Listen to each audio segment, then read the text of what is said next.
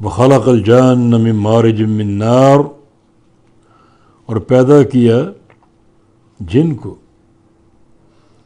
جن اس لیے بولتے ہیں کہ وہ مخلوق نگاہوں سے اوجھل ہے، نگاہوں سے اوجھل ہے. اسی سے جنت ہے اللہ تعالیٰ کی نعمت جو قیامت کے دن متقین کو حاصل ہوگی، تو جنت بھی چھپی ہوئی ہے.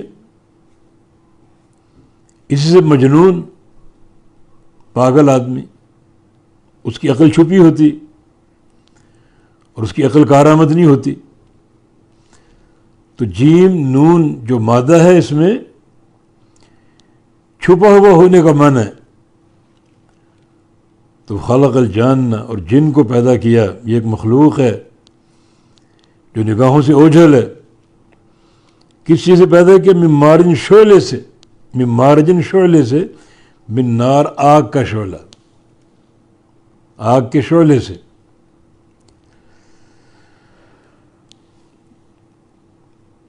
آگ میں دھواں ہوتا ہے، تو دھواں اور آگ کا خلط ملط، دھواں آگ آپس میں مکس ہو جائے، تو اس سے جن کی تخلیق عمل میں آئی. اور اس میں جن بھی داخل ہے اور ابلیس بھی، شیاطین بھی، کیونکہ ابلیس جنوں میں سے تھا. کان من الجن، دونوں کی تخلیق آگ سے ہوئی، ابلیس بھی اور جن بھی. تو وہ خلق الجان، اور پیدا کیا جن کو من مارج من نار، آگ کے شعلے سے. آگے فرمایا کہ فبأي آلاء ربكما تكذبان، پس تم اپنے رب کی کس کس نعمت کو جھٹلاؤ گے.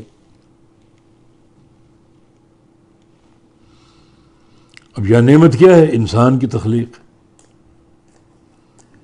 جن کی تخلیق،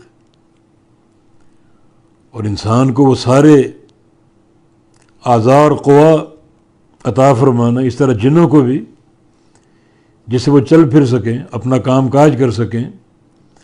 عقل دی، قلب سلیم دیا، سارے اعضاء اور جسم کا اندرونی پٹھوں اور جوڑوں کا نظام، ہڈیوں کا نظام، سب اللہ کی نعمتیں. ان نعمتوں کو یاد کرو، ان کا حق ادا کرو اللہ کی اطاعت کر کے. ان اعضاء کو صرف کرو اللہ تعالیٰ کی اطاعت میں. یہ اللہ تعالیٰ کی نعمتیں ہیں. اس نے انسان کو پیدا کیا، اور جو چیز انسان کو عطا کی، وہ ظاہر ہو یا باطن ہو، بڑی اس کی قیمت ہے. پوری دنیا مل کر بھی وہ ایک چیز بنا نہیں سکتی. اللہ تعالیٰ کی صناعی، وہ خالق، یہ نعمت عظیمہ ہے اس کی. پھر انسان کو پیدا کر کے ہدایت کا راستہ دکھایا. انسان قبول کرے یا نہ کرے وہ اس کا اپنا معاملہ ہے. انا ہدیناہ السبیل اما شاکرا اما کفورا. ہم نے سیدھا راستہ دکھایا ہر انسان کو. کیسے؟ انبیاء کی دعوت کے ذریعے. اب کوئی قبول کرتا اور کوئی قبول نہیں کرتا، وہ انسان کا اپنا فعل ہے، اپنی اس کی مرضی. مگر ہم نے ہر انسان کو راستہ دکھا کر، بتا کر حجت قائم کر دی. تو اللہ تعالیٰ کی نعمتیں ہیں یہ. کس کس نعمت کا انکار کرو گے؟